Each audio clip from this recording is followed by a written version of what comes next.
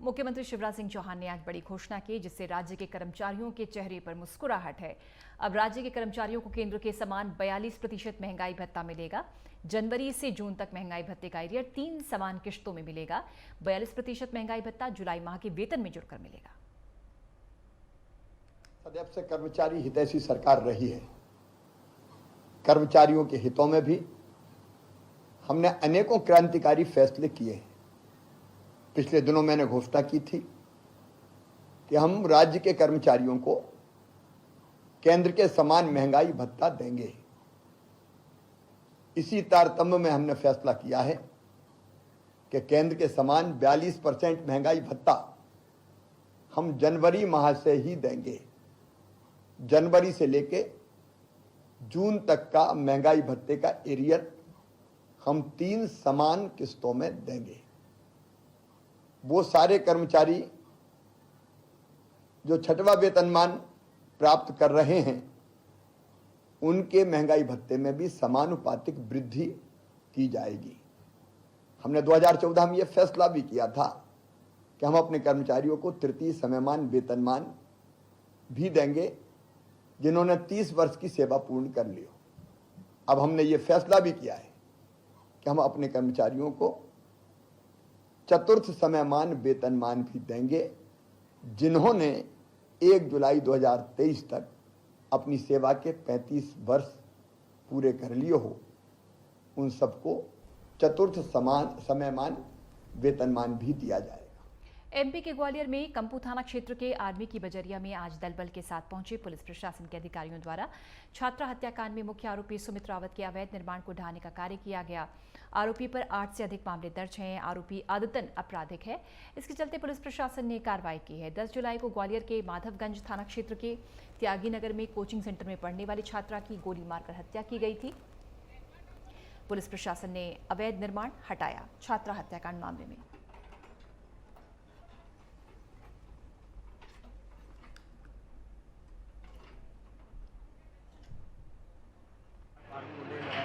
ये कभी हत्याकांड हुआ था, इसमें छात्रा गोली से मारी गई थी और 7 इसमें आरोपी थे। आरोपी को गिरफ्तार कर लिए गए हैं। उसमें से एक आरोपी जो था सुमित रावत, उसके ऊपर 8 से ज़्यादा प्रकरण पंजीबद्ध थे थाना कंपू में और अभी जमानत पर रिहा हुआ था। उसको गिरफ्तार कर लिया गया है और उसके द्वारा जब वो अपने परिवार के साथ में यहाँ रहा करता था, उसके बारे में शिकायतें मिली थी कि उसका जो मकान है वो अवैधानिक रूप से बना हुआ है और शासकीय भूमि पर निर्मित है। जब इसकी जाँच प्रशासन के द्वारा की गई तो सत्य पाया गया और आज उसकी ज़मीन जो शासकीय ज़मीन पर अवैध अतिक्रमण को हटाने का कार्य किया जा रहा है। आप सामने देख रहे हैं ये अपराधी सुमित रावत का अवैध मकान बना हुआ था बिना परमिशन का शासकीय नजुल भूमि पर। ये नगर निगम ने पूरी जांच करके और बताया कि भाई इसको हटाया जाना है। प्रशासन जो है मजिस्ट्रेट उपलब्ध कराए और पुलिस बल उपलब्ध कराए, तो इनको पूरा एक मजिस्ट्रेट और पुलिस बल उपलब्ध कराया गया है और नगर निगम जो है अपना अतिक्रमण हटाने की। स्वर्णिम मध्य प्रदेश और विकास के दावों की पोल खोलती एक तस्वीर दमोह जिले के पथरिया विधानसभा क्षेत्र से सामने आई। यहां सागौनी के बच्चों की मजबूरी देखकर आपको लगेगा कि कई मायनों में विकास अभी कोसों दूर है। सागौनी गांव के बच्चों को असलाना में स्थित हाई स्कूल पढ़ने के लिए जाना पड़ता है, लेकिन अब तक वो जान हथेली पर रखकर अपनी पढ़ाई पूरी कर पाते हैं। गांव से गुजरने वाली सुनार नदी बरसात के मौसम में उफान पर है। गांव के बच्चे नाव के सहारे जर्जर नाव के सहारे नदी पार करके स्कूल पहुंचते हैं और स्कूल की छुट्टी होने पर ऐसे ही वापसी लौटते हैं। पढ़ाई का नुकसान ना हो इसलिए बच्चे जान पर जोखिम डालकर खतरों से खेलते हुए स्कूल तक पहुंचते हैं। विकास के दावों की पोल खोलती तस्वीर।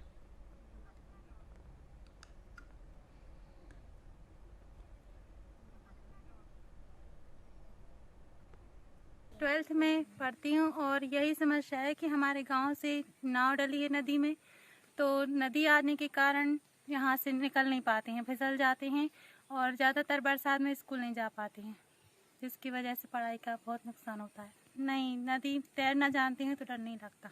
का मेन कारण ये है कि दोनों ओर प्राइवेट जगह है, इसलिए वो रास्ता की समस्या है और रास्ता की समस्या से आवागमन में पुल तो बन गया है, लेकिन उसका कोई उपयोग ना तो बच्चों में मिल पा रहा है ना ग्रामीण क्षेत्र को, क्योंकि रास्ता है नहीं। अगर रास्ता खुल जाए तो बच्चों भारी लाभ है। और जो 10-25 गाँव का आवागमन है वो भी सुचारू रूप से हो जाएगा। इसलिए खासकर बच्चों के हित को, पढ़ाई को ध्यान में रखते हुए रास्ता खुलना बहुत आवश्यक है, और अगर रास्ता खुल जाए तो उससे भारी लाभ होगा। ग्राम पंचायत फतेहपुर में आज जन समस्या निवारण शिविर का आयोजन हुआ। दमोह कलेक्टर मयंक अग्रवाल की उपस्थिति में सैकड़ों लोगों की समस्याएं सुनी गईं। कई हितग्राहियों की समस्याओं का मौके पर निराकरण हुआ। कलेक्टर के पास शिविर में फरियाद लेकर पहुंचे लोगों की बारी बारी से समस्याएं सुनी गईं। संबंधित विभागों के अधिकारियों को तलब कर त्वरित कार्रवाई के निर्देश जिला कलेक्टर द्वारा दिए गए। शिविर में पंचायत, राजस्व, वन विभाग, PHE, महिला बाल विकास, बिजली विभाग, कृषि, स्वास्थ्य सहित कई विभागों के अधिकारी, कर्मचारियों की उपस्थिति रही। शिकायतों और समस्याओं की सुनवाई की गई।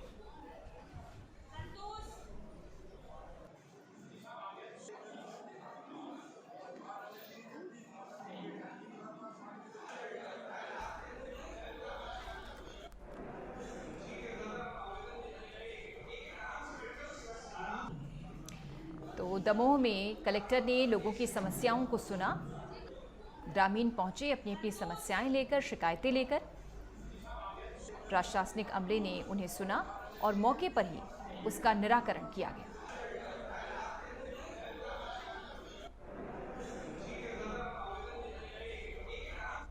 दंतेवाड़ा में कलेक्टर विनीत नंदनवार ने पदभार संभाला है। बुनियादी सुविधाओं जैसे स्वास्थ्य सेवाएं, आधार कार्ड और आयुष्मान कार्ड जैसी सेवाएं और शिक्षा पहुंचाने पर अपना पूरा फोकस करते हुए नजर आए। विनीत नंदनवार बस्तर के पहले IAS हैं जो बस्तर के बच्चों को शिक्षा देने और उन्हें अपने पैरों पर खड़ा करने का प्रयास करते रहे हैं। यही वजह है कि पहली बार बस्तर के दंतेवाड़ा जिले में कोई NGO बच्चों को सॉफ्टवेयर कोडिंग क्लासेस देने जा रही है। दंतेवाड़ा जिले में चल रहे सभी शिक्षण संस्थानों के बच्चों ने अपनी इच्छा अनुसार कोडिंग क्लासेस के लिए आवेदन दिया है। बच्चों को कोडिंग क्लासेस नव गुरुकुल नामक NGO के द्वारा दी जाएगी। जिला प्रशासन की मदद से बच्चों को खाने, रहने और शिक्षा की व्यवस्था की जाएगी। कलेक्टर ने इस व्यवस्था कराई है। सॉफ्टवेयर कोडिंग क्लास की पहल हुई है।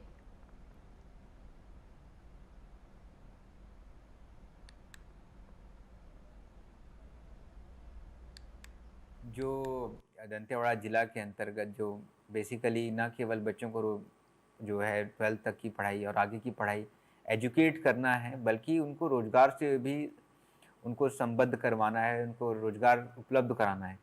माननीय मुख्यमंत्री जी की इसी मंशा के अनुरूप दंतेवाड़ा ज़िला में हम लोग बच्चों को, जो बच्चे 10वीं या 12वीं के बाद जो प्रोग्रामिंग में इंटरेस्टेड हैं या अभी जो पढ़ाई कर रहे हैं कॉलेज की, या पढ़ाई किसी वजह से नहीं भी कर रहे हैं, तो ऐसे बच्चों को प्रोग्रामिंग नव गुरुकुल के साथ हम मिल के प्रोग्रामिंग का पूरा क्लासेस चलवा रहे हैं। लगभग 1.5 साल का ये पूरा प्रोग्रामिंग का मॉड्यूल रहेगा, जिसमें बच्चों के रहने की, खाने की सारी व्यवस्था प्रशासन के माध्यम से किया जाएगा।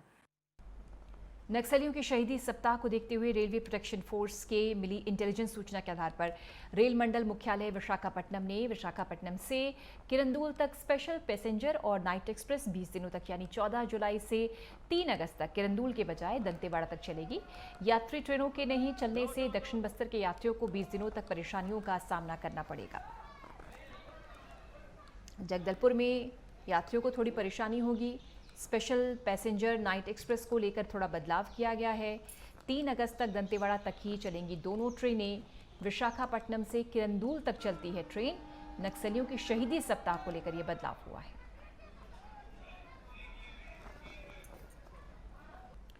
राष्ट्रीय राजमार्ग में नियम के मुताबिक सुविधाएं उपलब्ध नहीं कराने पर मसोरा स्थित टोल प्लाजा को 10 दिन के लिए सील कर दिया गया है। आपको बता दें कि राष्ट्रीय राजमार्ग 30 पर लगातार हो रही दुर्घटनाओं और लोगों को हो रही असुविधा को लेकर लोगों की शिकायतें लगातार आ रही थीं।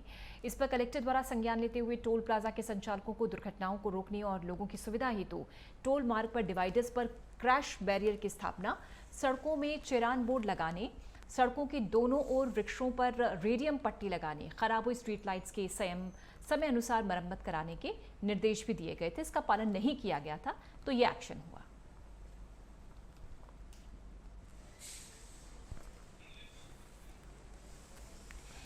कोंडागांव में राष्ट्रीय राजमार्ग पर असुविधा, ऐसे में टोल प्लाजा को सील कर दिया गया है क्योंकि प्रशासनिक जो आदेश था उसकी अवहेलना हुई। शिकायतों के बाद भी कोई एक्शन नहीं हुआ, ऐसे में सील किया गया। टोल प्लाजा को। ये कुछ पहले जो है शिकायत हुई थी जिला प्रशासन के पास और इसकी जांच कराई गई थी। तो इन लोगों ने टैक्स तो ले रहे हैं लेकिन पब्लिक को सुविधा नहीं दे रहे। जैसे नगर में स्ट्रीट लाइट भी खराब है, एक बार आंदोलन भी हुआ है और इस पर कार्यवाही नहीं करने के विरुद्ध ये सील किया गया है कि तत्काल इस पर संज्ञान लें और जल्दी जल्दी पब्लिक को सुविधा मिले। इसलिए सर ये आदेश किसका था, किनके आदेश? एसडीएम साहब का आदेश था कि आज ही हुआ है 14/7/2023 को 10 दिन के लिए सील किया गया इसे। 23 तारीख तक तत्काल प्रभाव से लागू हो गया, हमने सील कर दिया। मध्य प्रदेश सरकार शिक्षा व्यवस्था को दुरुस्त करने के लाख दावे करे, लेकिन कुछ तस्वीरें इसकी पोल खोलती हैं। ताजा मामला लवकुश नगर क्षेत्र की प्राथमिक पाठशाला का है, जहां पर प्रधानाध्यापक बच्चों के स्कूल बैग की तकिया बनाकर सोते दिखे नजर आए। इस दौरान किसी व्यक्ति ने उनका वीडियो बनाया जो कि सोशल मीडिया पर वायरल है। अब जिला शिक्षा अधिकारी ने उक्त वीडियो को संज्ञान में लेकर जांच के निर्देश दे दिए हैं। ये वीडियो छतरपुर जिले के लवकुश नगर विकासखंड की प्राथमिक शाला का है। वीडियो में विद्यालय के जो प्रधान अध्यापक हैं राजेश कुमार अर्जरिया एक बच्चे के स्कूल बैग को तकिया बनाकर टाटपट्टी पर आराम करते हुए दिख रहे हैं और कक्षा के जो बच्चे हैं वो लापता हैं। डीईओ एम के कोटारे का कहना है कि ये वीडियो उनके संज्ञान में है, इसकी जांच के निर्देश दे दिए गए हैं। संबंधित शिक्षक के खिलाफ कार्रवाई होगी।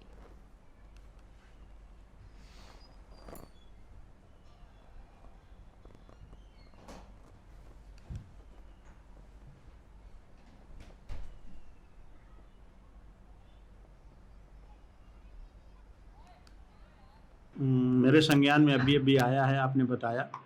देखता हूं, मैं उसकी जांच कराता हूं और संबंधित के खिलाफ विधि अनुरूप अनुशासनात्मक कार्यवाही के लिए जो है मैं संकुल प्राचार्य और विकासखंड शिक्षा अधिकारी को भेजता हूं। सर क्या उचित है सारी कक्षाओं में? नहीं, शिक्षक को कक्षाओं में सोना नहीं चाहिए, उसे तो पूरे समय बच्चों को जो है अध्यापन कार्य कराना चाहिए।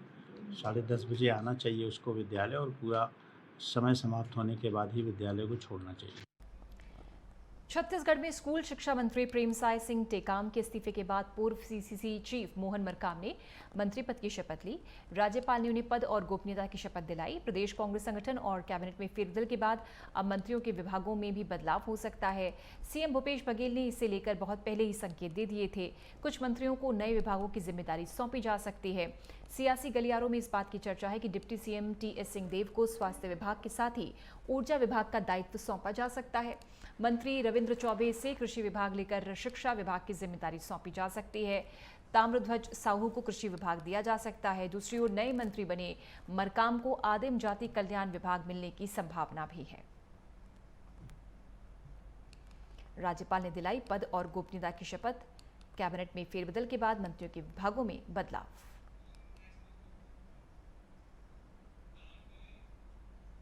ग्वालियर के कोतवाली थाना क्षेत्र के 3 बदमाशों द्वारा ओली इलाके में दिन दहाड़े फायरिंग की और फरार हो गए। फायरिंग की घटना से हड़कंप मच गया। सूचना पाकर पुलिस मौके पर पहुंची और मामले की जांच शुरू की गई। पुलिस ने आरोपियों को जल्द से जल्द गिरफ्तार करने का आश्वासन दिया है। बदमाशों ने फायरिंग की और फरार हो गए। ग्वालियर से खबर है, पुलिस बदमाशों की तलाश कर रही है। दावा करे कि जल्दी बदमाशों की धरपकड़ होगी।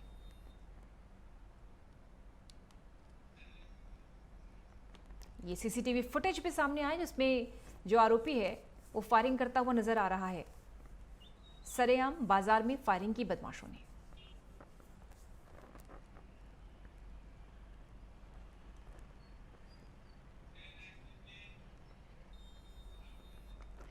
रायपुर में आम जनता की समस्या को देखते हुए सरकार लगातार जनहित के काम कर रही है। इसी कड़ी में जनहित के कार्यों को लोगों तक पहुंचाने के लिए स्थानीय जिला पंचायत अध्यक्ष अखिलेश देवांगन ने आरंग शहर निवासी हरख मेहतर को एक जोड़ा बैसाखी प्रदान किया है। इसके बाद लाभार्थी खुश नजर आ रहे हैं। रायपुर में जिला पंचायत अध्यक्ष ने दिव्यांग की मदद की।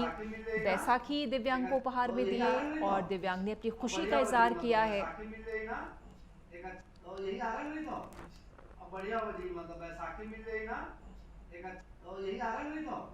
जिला पंचायत अध्यक्ष ने दिव्यांग की मदद की। बढ़िया वजी मतलब बैसाखी मिल रही ना एक तो यही आ रहा नहीं तो अब बढ़िया वजी मतलब बैसाखी मिल रही ना एक तो यही आ रहा नहीं तो अब बढ़िया वजी मतलब बैसाखी मिल रही ना एक तो यही आ रहा नहीं तो अब बढ़िया हो जी मतलब बैसाखी मिल